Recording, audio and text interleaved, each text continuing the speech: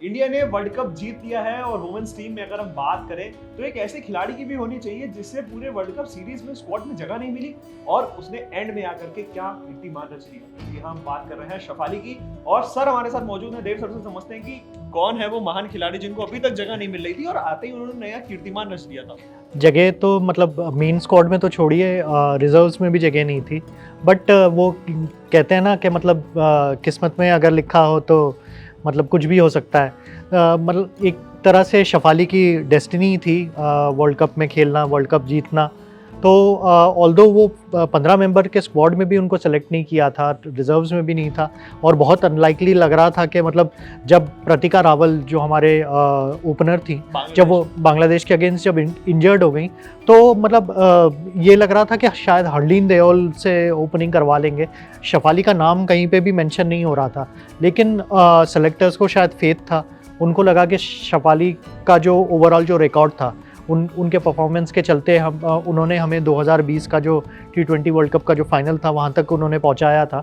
तो एक तरह से उनका मतलब उनमें कैपेबिलिटी और उनमें परफॉर्मेंस बिग स्टेज के में परफॉर्म करने का एबिलिटी तो थी ही उनमें।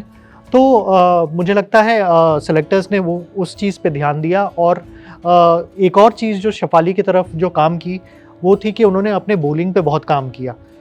देखिए इंटरनेशनल मैचेस तो थे नहीं जब वो इंडियन टीम से जब ड्रॉप हो गई थी, तो वो डोमेस्टिक क्रिकेट में वापस गई हरियाणा के लिए। उन्होंने T20 क्रिकेट भी खेला, ODI क्रिकेट भी, डोमेस्टिक क्रिकेट खेला और दोनों टूर्नामेंट्स में उन्होंने बहुत बॉलिंग की। T20 टूर्नामेंट जो उन्होंने खेला था उसमें उन्होंने 6 मैच में 8 विकेट लिए। सेम ODI जो टूर्नामेंट्स हुए थे, डोमेस्टिक टूर्नामेंट्स जो हुए थे उसमें भी उन्होंने 8 विकेट लिए। एंड स्पेशली जो उनका जो T20 जो मैचेस थे उसमें उन्होंने अपने full Kota of overs her match में बॉलिंग की। तो ये चीज़ नॉट ओनली सेलेक्टर्स बट ये चीज़ हमारे जो हेड कोच थे अमूल मजूमदार, उन्होंने भी इस चीज़ पे ध्यान दिया। और आपने देखा ही कल के 87 तो उन्होंने मारे ही बैट। उनकी बैटिंग तो एक्सपेक्टेड थी ही, बट उनकी बॉलिंग से भी 2 क्रूशियल विकेट उन्होंने निकाले। और ये चीज़ काफ़ी आई थिंक सोची हुई चीज़ थी, काफ़ी सोचा हुआ प्लान था इंडियन टीम का कि शेफाली की बॉलिंग भी यूटिलाइज करेंगे और ये बहुत काम में आई उनको अल्टीमेटली। अगर हम बात करें सर कि आप बता रहे हैं कि एक्स्ट्रास में जगह नहीं थी, फिर 15 खिलाड़ियों की बात करें उनको जगह नहीं मिली, तो एकदम से उनको कैसे सेलेक्ट कर लिया गया और बाकी लोगों को फिर क्यों नहीं खिलाया गया? देखिए एक तो कौन इंजर्ड हुआ था इसके ऊपर भी डिपेंड करता है। प्रतिका रावल जो है वो एक ओपनर थी और शेफाली वर्मा जो थी वो काफ़ी क्लोज आई थी वर्ल्ड कप स्क्वाड के सिलेक्शन में। बट क्योंकि प्रतिका रावल के जो परफॉर्मेंसेस थे थोड़े ज़्यादा कंसिस्टेंट थे, उसी वजह से उन्होंने स्मृति मंधाना के साथ प्रतिका रावल को फर्स्ट चॉइस प्रेफर किया था। और प्रतिका रावल ऑब्वियसली उन्होंने अपने परफॉर्मेंसेस भी दिखाए थे वर्ल्ड कप में। वो सेकंड हाईएस्ट रन स्कोरर थी आफ्टर स्मृति मंधाना।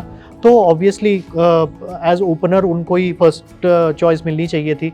बट क्योंकि Pratika Rawal as opener injured हो गई थी तो सेलेक्टर्स को ये लगा कि आई थिंक आइडियली उनको रिप्लेस करने के लिए कोई ओपनर ही होना चाहिए और स्क्वाड में से किसी को मतलब suddenly in the middle of the tournament semifinal में किसी को ओपनिंग के लिए नहीं भेजना चाहिए।